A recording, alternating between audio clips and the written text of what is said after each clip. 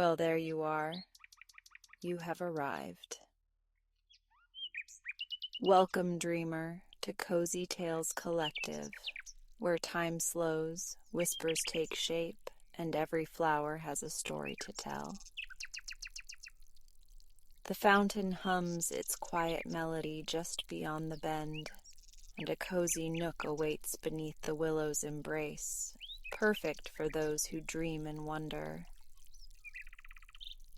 But before we begin, subscribe to this channel and comment where you are listening from.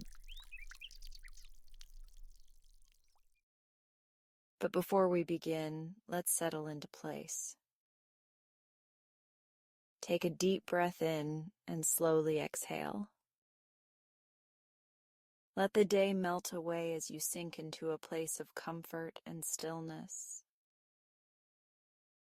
Feel the weight of your body resting against your bed, fully supported, fully at ease. Close your eyes and soften your breath. With each inhale, invite peace. With each exhale, release any lingering tension. Let go of the thoughts of the day. They can wait until tomorrow. Right now, all that matters is this moment. Imagine a warm, gentle light surrounding you, like a soft blanket of calm.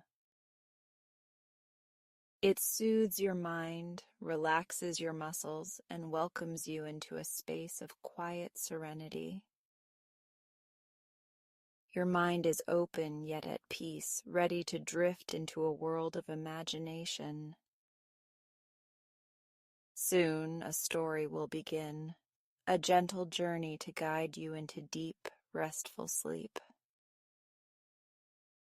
Take one more deep breath in and let it go. You are safe, you are relaxed, and you are ready to dream. Now let the story begin. I arrived in Seabrook under a sky as gray as old newspaper, the air thick with the scent of salt and damp wood. The town looked like it had been pulled from a postcard someone forgot to mail, quaint, quiet, and too neat, like it was holding its breath. Aunt Celeste was waiting for me at the bus stop, wearing the same easy smile I remembered from childhood visits. She had a way of making the ordinary feel warm, but even her presence couldn't shake my first impression.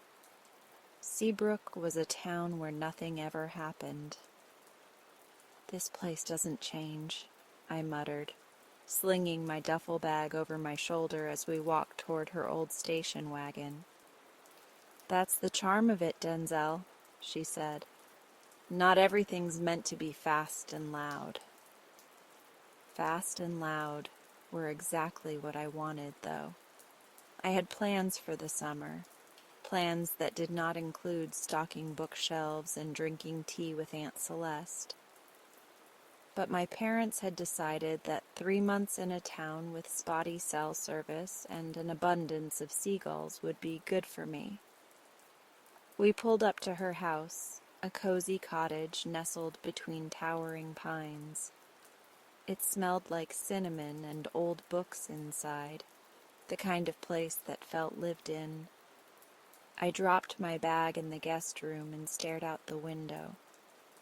A heavy mist hovered over the ocean in the distance, blurring the horizon. "This town's a little slow, isn't it?" I asked over dinner. Celeste chuckled, spooning soup into her bowl. "Some might call it peaceful. Give it a chance." I nodded, but my mind was already wandering. How was I going to last an entire summer here? The next morning, I started my summer job at the town's only bookstore, a creaky old place that smelled of ink and history. The shelves were packed with books of every genre, and a fat orange cat named Marlowe dozed in the front window. It was the kind of store people like to linger in, flipping through pages but rarely buying anything. My job was simple. Shelve books, ring up customers, and try not to fall asleep from boredom. That's when I met Sam. New guy, huh? Sam leaned against the counter, a mischievous glint in their hazel eyes. They had a mop of dark curls and wore a shirt that read, Seabrook, where secrets sink. Denzel, I said, adjusting my name tag. You work here? Nah, just passing through, Sam replied, grabbing a book from the nearest display and flipping it open. So, how's Seabrook treating you? Like a slow-moving documentary on small-town life, Sam snorted. Then you're looking at it all wrong. They leaned in like they were about to spill the best gossip in town. Seabrook has a past, a weird one. I raised an eyebrow. Weird how? Disappearing ships, ghost lights, people seeing things in the fog, Sam listed, ticking each item off on their fingers. The town doesn't talk about it, but it's there. I smirked. Sounds like someone's read too many mystery novels. Sam shrugged, unfazed. Maybe. Or maybe you're about to have the strangest summer of your life. That evening I closed up the shop alone. The fog had rolled in thicker, muffling the world outside. I locked the door and turned toward the shore, the salty air wrapping around me like a damp blanket. Something about the ocean at night felt different, vast and unknowable. Then I saw it, a shimmer along the water's edge, faint but unmistakable. It pulsed, like light trying to break through the mist. I blinked, and it was gone. I exhaled sharply, shaking my head. Maybe Sam's stories were getting to me. But as I turned to leave, a whisper of unease coiled in my stomach. Seabrook might have been slow and quiet, but maybe it wasn't so ordinary after all. I stood frozen. My breath caught somewhere between my ribs as the glowing girl disappeared into the darkness. The only evidence she had been real was the lingering shimmer on the wet sand where she had stood moments before. My heart pounded against my chest like a caged animal, demanding to chase after her, to find out what I had just seen. But my feet refused to move. The ocean murmured softly, its waves brushing against the shore, pulling away as if whispering secrets I wasn't meant to hear. The wind carried a salty tang, stinging my nostrils, heightening my senses. I glanced around, searching for any sign of her, but the beach stretched empty before me. It was as if she had never been there at all. My head buzzed with questions. Who was she? Was she even real? Had I imagined the whole thing? But no, the way the moonlight had kissed her skin, the way her eyes had glowed like twin embers in the night. It had been real. I had seen her. Shaking myself, I took a hesitant step forward. The wet sand squished beneath my sneakers.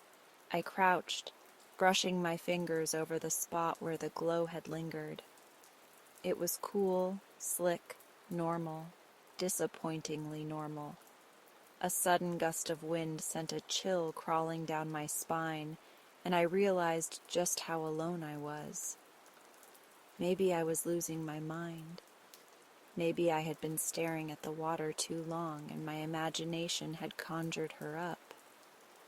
But then I saw them, footprints. They were faint, almost erased by the tide, but they were there, leading away from the shore toward the dunes. My pulse quickened. If she had left tracks, then she was real. and if she was real, I could find her. I started walking, following the prints as best as I could. The sand grew drier, shifting under my weight. The footprints became clearer, smaller than mine, delicate. My mind raced. What was she? A mermaid? A ghost? Something else entirely? A shadow moved ahead, just beyond the dunes. I broke into a run, my breath coming hard and fast. "Hey, wait!" The figure hesitated, then bolted.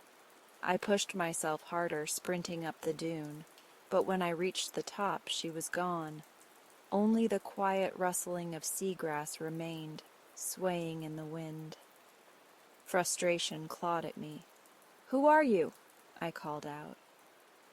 Silence, then a whisper. It wasn't carried by the wind. It came from behind me. I spun around. Nothing. A prickle of unease crept along my skin. My instincts screamed at me to leave, to go home, to pretend none of this had ever happened. But I wasn't one to run from the unknown. I had to find her. I turned back to the dunes, scanning the landscape. Then I saw it, a flicker of movement near the tree line where the sand met the forest. Without thinking, I followed. The trees stood tall and dark, their gnarled branches stretching overhead like skeletal fingers. The path beneath them was narrow, overgrown. My breath was loud in my ears as I stepped carefully forward, the sound of my sneakers crunching against leaves breaking the night's stillness. A rustle ahead, a blur of movement. I ran. This time I didn't stop. The forest closed in around me, the darkness thick, suffocating. The air smelled of damp earth and pine. My legs burned, but I pushed forward, leaping over fallen branches, dodging unseen obstacles. She was close, I could feel it. And then I crashed through the trees into a clearing and skidded to a stop. She stood in the moonlight, her hair damp, clinging to her shoulders. Her dress, if that's what it was, shimmered, the fabric rippling as if it were still part of the waves. Her eyes, those glowing, otherworldly eyes, locked onto mine. This time she didn't run. We stood there, facing each other, the silence stretching between us. My chest heaved, struggling to catch my breath. I wanted to say something, anything, but I didn't even know where to begin. She tilted her head, studying me. Then, finally, she spoke. "You're not afraid?" Her voice was like the wind, soft, distant, carrying something ancient with it. I swallowed, shaking my head. "No." Her lips twitched, almost a smile. "You should be." A shiver ran through me, but I held my ground. "Who are you?" I asked. "What are you?" She didn't answer right away. Instead, she took a slow step toward me. "Denzel Gregory." My stomach dropped. "How do you know my name?" She didn't blink, didn't look away. "I've been watching you." A chill crawled down my spine. "Why?" She hesitated. Then, so quietly I almost didn't hear, she said, "Because you're different." Different. The word echoed in my mind. I had never felt different. I was just me. The wind picked up, swirling around us, rustling the leaves. Her hair lifted with it, strands catching the moonlight. "I shouldn't be here," she whispered. "It's not safe." "For you?" I asked. "For you?" I frowned. What does that mean? She took a step back. You need to forget this, Denzel. Forget me. I shook my head. No, you can't just... But she was already turning, already slipping into the shadows. My fingers twitched, instinct urging me to reach for her, to stop her. Wait! A sudden gust of wind sent leaves swirling between us, and just like that, she was gone. I stood there, the night stretching endlessly around me, the weight of her words pressing against my chest. Forget her? Not a chance. I woke up with the morning sun streaming through my window, but I felt like I hadn't slept at all. The memory of last night still clung to me like salt water on my skin, thick and persistent. I tried to convince myself it had been some kind of waking dream, a trick of the moonlight and exhaustion, but the weight in my chest told me otherwise. Maybe I could have let it go if it weren't for the footprints. The moment I stepped out of my apartment above the bookstore, I saw them. Damp imprints trailing from the street to the shop's entrance. The sight sent a shiver through me, my skin prickling like it did the night before. The footprints were bare, narrow, and distinctly human. They hadn't been there when I locked up last night, and yet here they were, still wet, as though someone had just walked out of the ocean and made their way to my doorstep. My breath caught in my throat when my eyes fell upon the object resting beside the footprints. A seashell, small but intricately twisted, its surface shimmering faintly with moisture. I bent down to pick it up, hesitating when my fingers hovered just above its ridged surface. It felt like a message, a silent whisper from whoever I had seen last night. I snatched it up and shoved it into my pocket before stepping inside the store, locking the door behind me.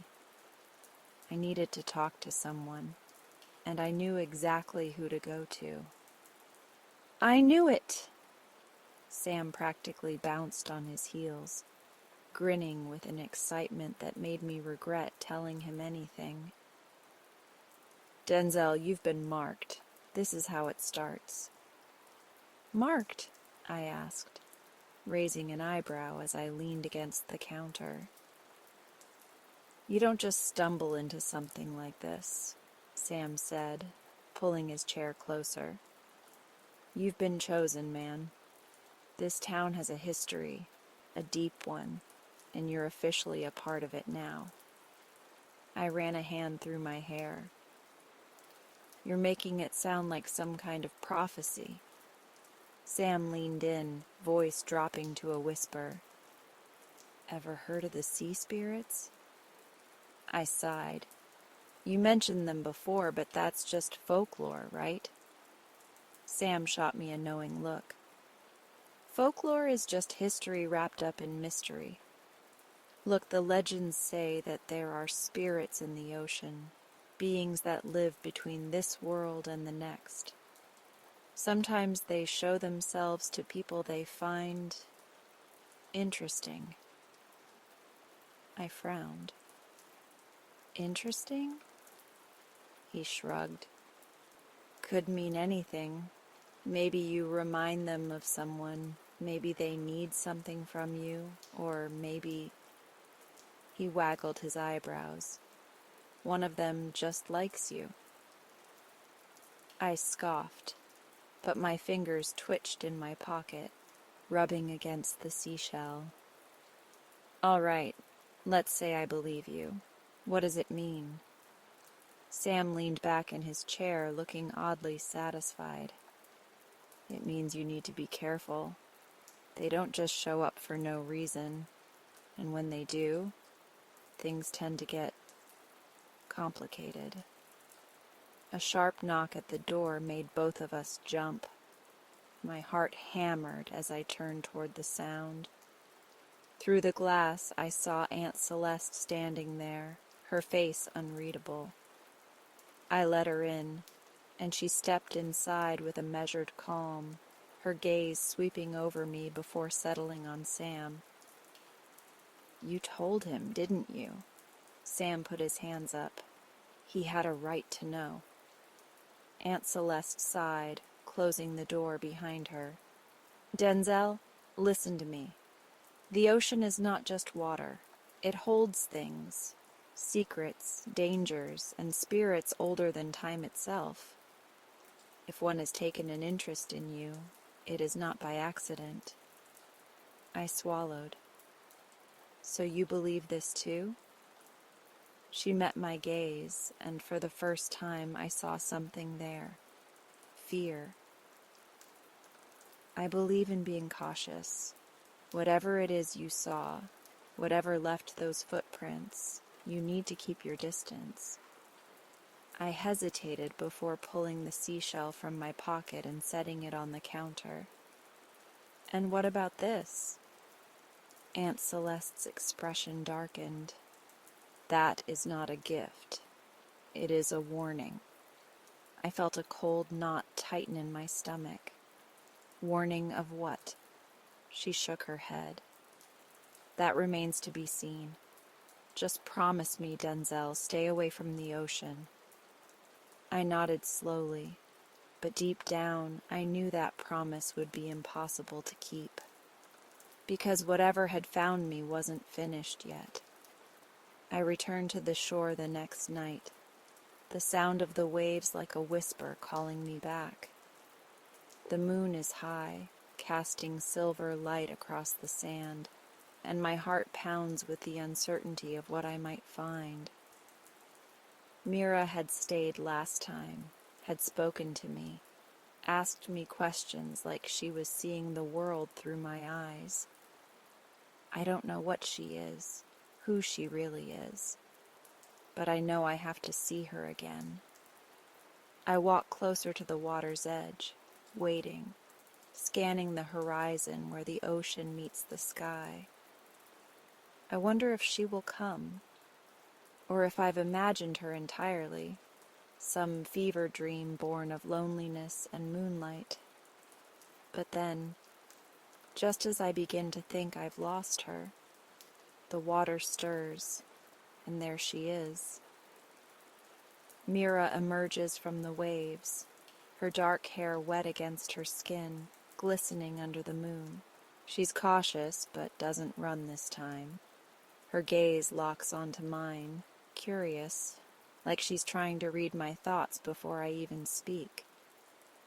"You came back?" she says softly, tilting her head slightly as if the notion surprises her. I had to. The words leave me before I can think. "I wanted to see you again." Her lips curl into something that's almost a smile. She steps closer, the water receding around her ankles, but she doesn't leave its grasp entirely. I wonder if she ever will. "You know," she says, glancing up at the sky, "I've been thinking about the things you told me."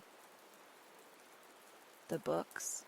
I ask, remembering how fascinated she had been the night before.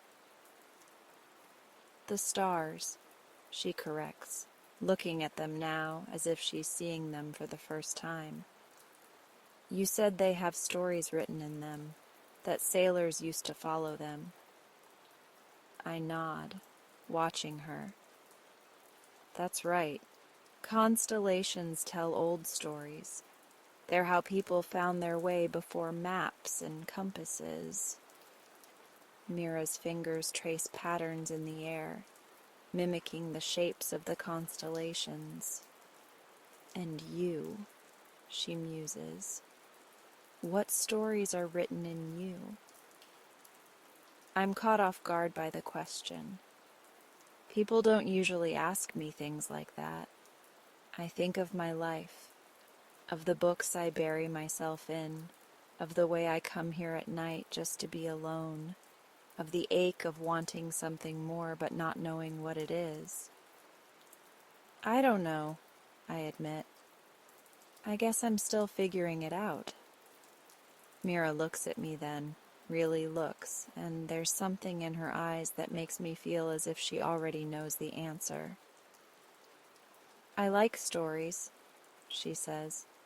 I wish I could read the ones in your books. I hesitate before responding. I could bring one for you? She blinks, surprised. You would? I nod. Yeah, I mean, if you'd want that. She smiles, and this time it's real. I would. There's a silence between us, but it's not uncomfortable.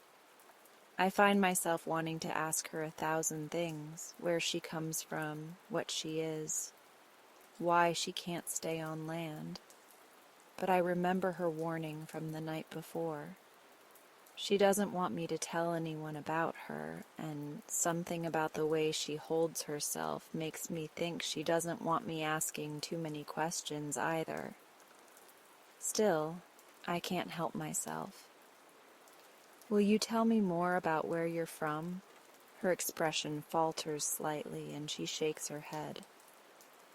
Not yet. Not yet, I repeat, catching the words. She glances at the ocean, then back at me.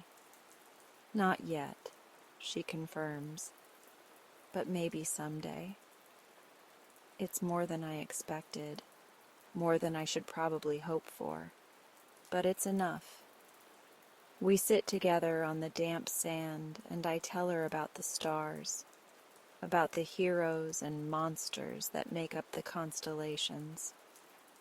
She listens like she's memorizing every word, like the stories mean something to her in a way I don't understand yet. When the first hints of dawn begin to lighten the horizon, she stands. I have to go. I don't ask her why. I just nod. Will you come back? Her eyes meet mine, and for a moment I think she might not answer. But then, finally, she says, yes. And with that, she steps back into the waves, disappearing beneath them as if she had never been there at all. I stay on the shore long after she's gone, watching the ocean, waiting for the sun to rise. The town's whispers had always slithered through the docks, curling around fishing nets and wooden planks, getting caught in the salty air like ghosts of the past. I used to brush them off, stories of sailors lost to the sea, of spirits lurking beneath the waves, of things that didn't belong to our world. But now, after everything with Mira, I wasn't so sure anymore. That night she came to me again.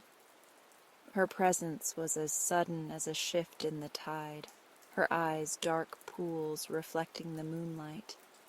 She always appeared at dusk when the world was caught between waking and sleeping, reality and dreams. I shouldn't be here, she murmured, glancing over her shoulder as if expecting the ocean itself to rise and drag her back. Then why do you come? I asked, stepping closer. She hesitated, her gaze flickering to the waves beyond the dock, then back to me.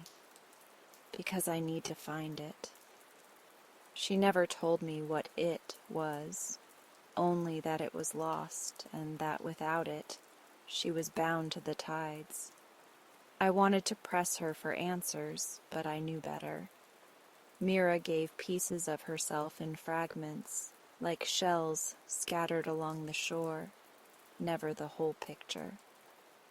That night we sat by the water, our voices hushed beneath the rhythmic crash of the waves. She told me little truths, the kind that didn't answer questions but only created more. She wasn't supposed to be here. She wasn't supposed to speak to me. And yet she did, over and over again. You're different from the others, she admitted, running her fingers over a strand of seaweed she had plucked from the shore. They always look at the ocean with fear or longing, but you look at it like you're waiting for something. I didn't know how to respond to that. Maybe she was right. Maybe, deep down, I had always known there was more to the sea than just water and waves. We weren't alone for long. A heavy boot step on the dock made my breath catch. I turned, finding Captain Reed standing there, his expression shadowed beneath the brim of his hat. He had the kind of presence that made even the waves hesitate. "Mira," he said, his voice carrying an edge of warning. "You shouldn't be here." She rose slowly, something unreadable passing over her face. "Neither should you, old man." He ignored her, his sharp eyes locking onto mine instead. "Denzel, listen to me. The ocean doesn't let go of its own so easily.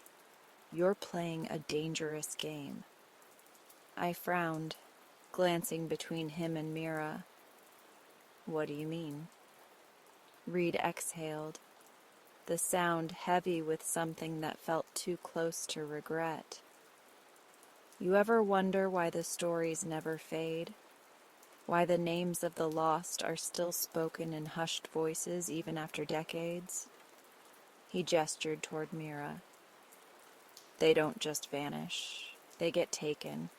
And once the ocean claims you, boy, it don't ever let you go." Mira's jaw tightened. "That's not how it works." Reed tilted his head. "Isn't it?" A silence stretched between us, thick as the mist rolling in from the waves. Mira turned to me, her voice lower now, urgent. "Don't listen to him." But I wasn't sure who to believe anymore. The ocean had always been a mystery, and the deeper I waded into its secrets, the more tangled I became. Reed stepped closer, his voice dropping. "Ask yourself this, Denzel. Why is she really here? And what happens when she finally gets what she's looking for?" The question lingered in my mind long after Mira disappeared into the tide, leaving nothing but the echoes of unanswered questions and the whisper of the waves pulling her back home. I had seen storms before, fierce ones that rattled the rooftops and sent shutters clattering, but this was something else. The wind howled like a living thing, clawing at the buildings, tugging at the sea as though trying to pull something loose from its depths. Rain slammed against the ground in sheets, and lightning sliced jagged scars across the sky. And then I saw them. Dark shapes shifting beneath the water, their sleek forms cutting through the waves like knives. Their eyes glowed, eerie and searching, as if peering through the storm, looking for something. No, someone. Mira trembled beside me, her arms wrapped around herself. She had been acting strangely since the first crack of thunder split the sky. But now, as those creatures swam closer, she turned to me, her face pale, her expression one of quiet terror. "They've come for me," she whispered. My breath hitched. "Who? What are those things?" Mira's throat bobbed as she swallowed hard. "I should have told you the truth sooner, Denzel." She looked away as if ashamed, before forcing herself to meet my eyes again. "I'm not just a girl from the sea. I belong to an ancient lineage, guardians, protectors of something that should never be found." The wind whipped around us, and I had to lean in to hear her. "Protectors of what?" She hesitated. Then, her voice barely audible over the storm, she said, "A prison. One that holds something the world isn't ready for." Lightning flashed, illuminating the water for a brief second. I saw them clearer now, figures that were almost human, but not quite. Their bodies were elongated, their limbs too fluid, too smooth, like they had adapted to moving through the depths rather than land. Their eyes gleamed with an unnatural hunger. "They're called the drowned," Mira said. "And they want me because I broke the rules. I left the ocean when I wasn't supposed to." A gust of wind sent us stumbling back, and I caught her arm to steady her. "If they're after you, we need to leave. Now." Mira shook her head. "Running won't help. They can follow me anywhere there's water. The only way to stop them is to go back." The very idea sent a cold chill down my spine. "Go back?" I repeated. "Mira, they don't look like they want to welcome you home. They look like they want to drag you under." She turned toward the sea, her eyes heavy with something that looked like regret. "It doesn't matter. If I don't go, they'll tear this town apart to find me." Another bolt of lightning revealed the drowned, now closer. The water churned violently around them, responding to their presence. They weren't just searching anymore. They had found her. And they were coming. I grabbed her hand, my grip firm. "Then we'll fight." Mira's lips parted in surprise, but before she could speak, the water exploded. The creatures surged forward, their eerie eyes locked onto her. I barely had time to react before one lunged at us, webbed fingers stretching out. We dove out of the way just as the creature's clawed hand raked across the ground where we had stood moments before. Mira stumbled, and I pulled her up, my heart pounding. We needed a plan. Fast. "The lighthouse!" I shouted over the roar of the storm. "We can get there, lock ourselves in." Mira hesitated. "They'll still come, but we'll have higher ground, and maybe, just maybe, we can figure out a way to send them back." A second drowned creature sprang forward, forcing us into motion. We ran through the rain-slicked streets, past houses with their windows rattling in the wind.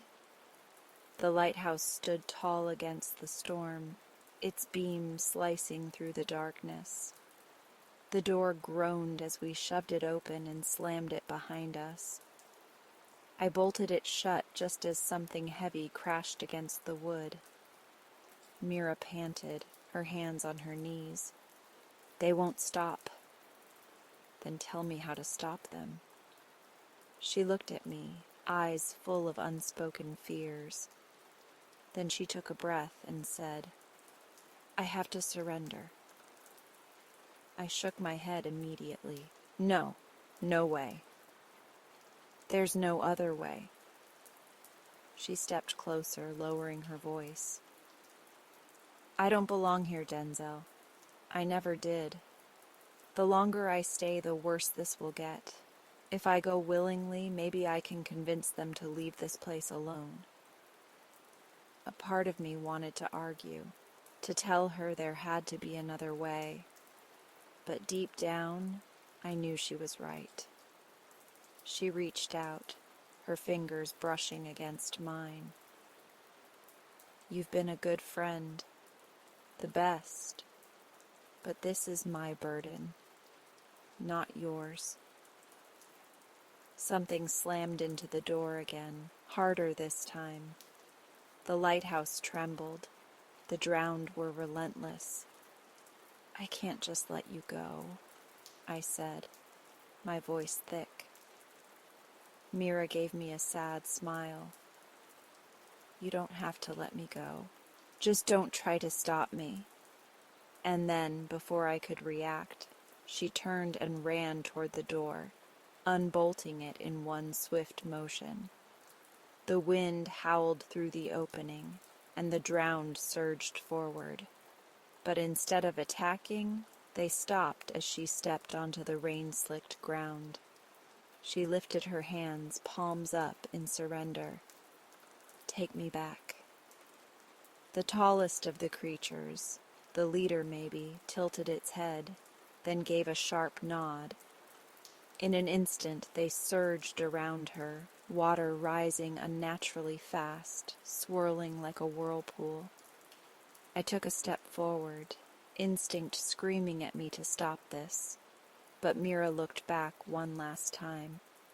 A single whispered, "Goodbye, Denzel." And then she was gone. The sea swallowed them whole, the water smoothing over as if nothing had ever happened. The wind died down, the storm fading just as quickly as it had arrived. The town, battered but standing, fell into eerie silence. I stood there, rain dripping from my hair, staring at the spot where she had vanished. She had left to protect us all. But something told me this wasn't the end. The wind howled against the windows, rattling the panes like the restless tides beyond. I stood at the threshold of my aunt's study, my hands clenched at my sides as the weight of my decision pressed heavily against my chest. Mira sat by the fireplace, her violet eyes flickering with the glow of the flames, searching my face for an answer I wasn't sure I could give. Aunt Celeste had just laid out the truth. Our family's bond with the ocean ran deeper than I'd ever imagined. The stories she used to tell me as a child, the ones I dismissed as fairy tales, weren't just bedtime myths. They were history, our history. The blood of the sea ran through our veins, and with it an ancient power, one I had yet to understand, let alone control. I can help her, can I?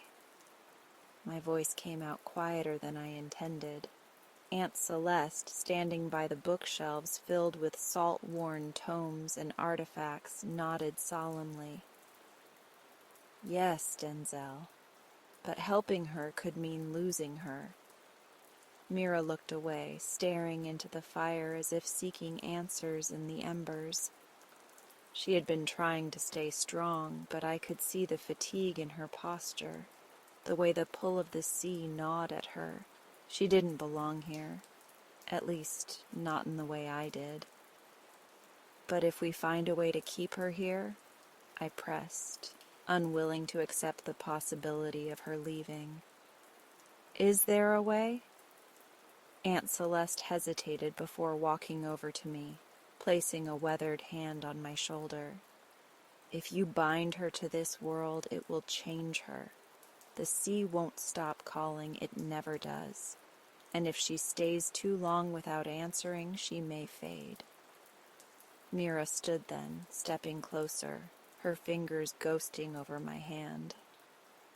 Denzel, she murmured, her voice carrying the tide's whisper. I can't let you risk everything for me. I swallowed the lump forming in my throat. You don't have to go. I do. Her eyes shimmered, not with sadness, but with a quiet certainty. If I don't return, the ocean will take me anyway. I exhaled sharply, looking between her and Aunt Celeste, feeling as if the very currents were tearing me apart. Then how do I help? Aunt Celeste motioned toward the table in the center of the room where an old chest sat. Its wood was warped with age, the carvings of waves and swirling patterns barely visible beneath years of wear. She unlatched it with a creak, revealing a small vial of water that glowed faintly, pulsing as if alive. This, she said, lifting the vial, is a relic of our ancestors. It is said to hold the power to part the veil between worlds. If Mira drinks it, it will strengthen her connection to the sea. She will be able to return safely. And if I drink it? I asked, my heartbeat drumming in my ears. Aunt Celeste's brows furrowed. It would awaken something within you, but the cost... I don't care about the cost. I cut in, my gaze locked on the vial. If there's a way to go with her, even for a moment, I want to know. Mira gasped, shaking her head. No, Denzel. You don't understand. You belong here, the ocean. It might not let you go if you step too far. But I can't just let you leave, not like this. My voice cracked, my emotions bubbling to the surface. Not without knowing I did everything I could. Aunt Celeste studied me for a long moment before sighing.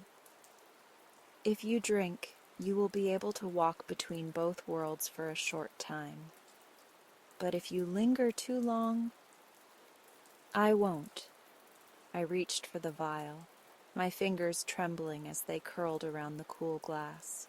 Mira's hands encased mine, stopping me. Are you sure? I wasn't, but I nodded anyway. With a final steadying breath, I uncorked the vial and drank. The effect was immediate. A chill rushed through my veins like the first plunge into icy water.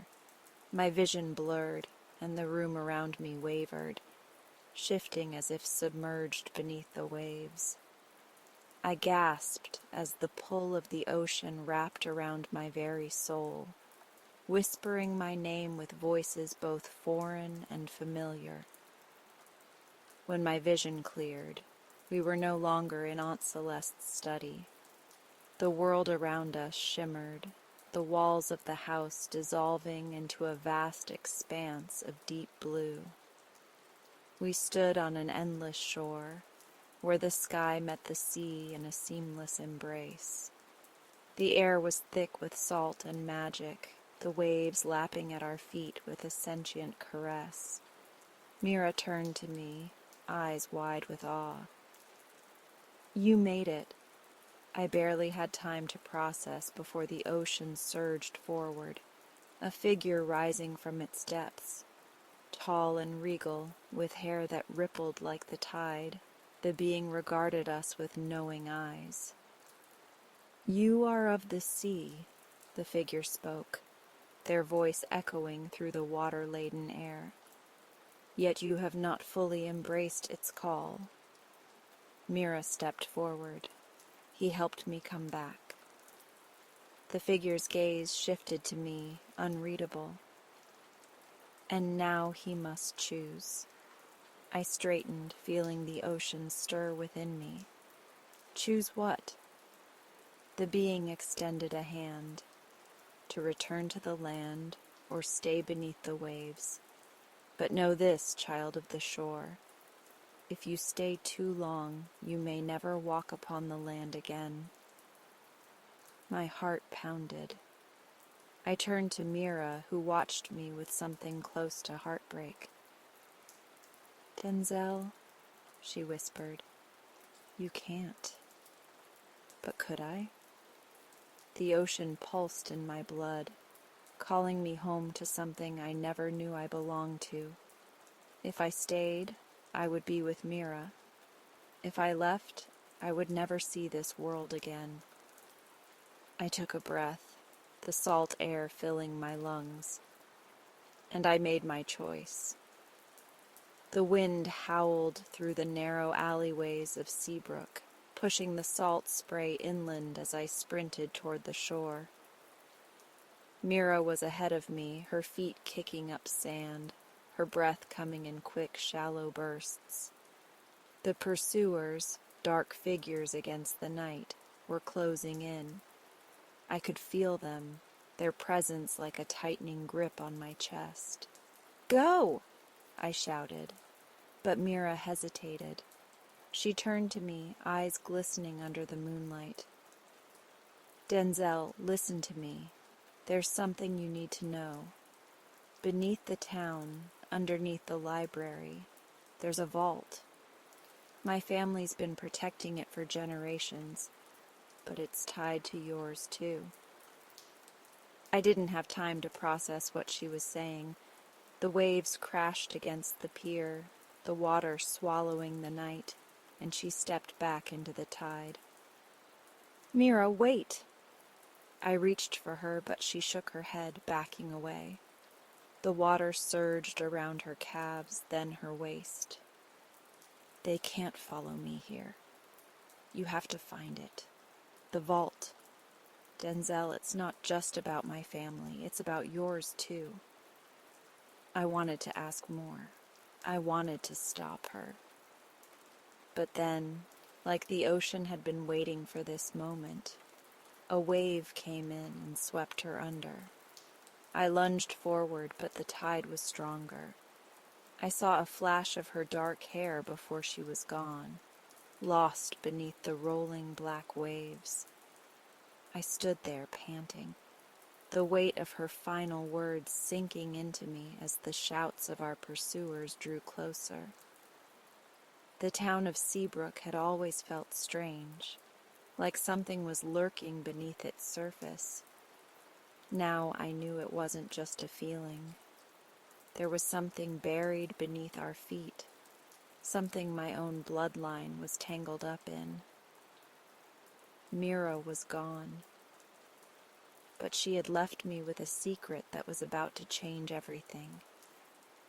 The moment shattered as I heard the sound of boots pounding against the sand. They were here. My instincts took over and I ran. The town was a maze, but I knew the back streets better than they did. I cut through the fish market, vaulted over a low fence, and took a side street toward the library. The words echoed in my head, beneath the library. When I reached the library's stone steps, I hesitated only for a second before yanking the door open. The place was dark. Only the dim glow of the emergency exit sign illuminating the aisles of ancient books. I had been here countless times, researching summer projects, but I had never once thought about what lay beneath it. I moved fast, scanning for any clue. Mira wouldn't have told me unless she knew I could find it. Then I saw it. Near the back, past the archives, a section of the floor looked different. The wooden planks were arranged oddly, like they had been set down separately from the rest. I crouched and ran my fingers along the edges, loose. The pounding footsteps outside told me I didn't have much time. With one sharp tug, I pulled up the first board. Dust and age-old secrets drifted up as I revealed a rusted metal hatch. I grabbed the handle and pulled. It groaned, resisting, but after a moment it gave way. A staircase descended into the earth. I didn't think. I climbed in, pulling the hatch shut just as the library door slammed open above me. Darkness, stale air. The space beneath was cold, the kind of cold that didn't belong in a place so close to the sea. I pulled my phone from my pocket and turned on the flashlight. The beam cut through the dust, revealing stone walls covered in inscriptions. Symbols I didn't recognize. My heart pounded. This was real. Mira's family had been protecting something, and somehow my family was connected to it. I moved forward, the silence thick around me. The passage sloped downward, leading deeper into the earth. Then I saw it, an old wooden door reinforced with iron bands. In the center, a crest. My breath caught in my throat. It was the same crest I had seen in my grandmother's old locket. My hands trembled as I reached for it. Before I could touch it, a sound echoed behind me. The hatch creaked open. They had found me. I didn't have a choice. I pushed the door open and stepped inside. And then everything changed. The room before me wasn't just a vault. It was something older, something powerful. The walls pulsed with an eerie blue light, illuminating carvings that seemed to shift under my gaze. A pedestal sat in the center, holding a small, ornate box. The moment I stepped toward it, the air grew thick, charged with energy.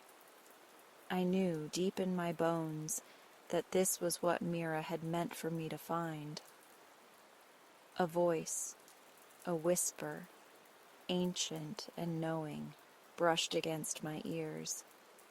Denzel Gregory, the time has come. The door behind me burst open.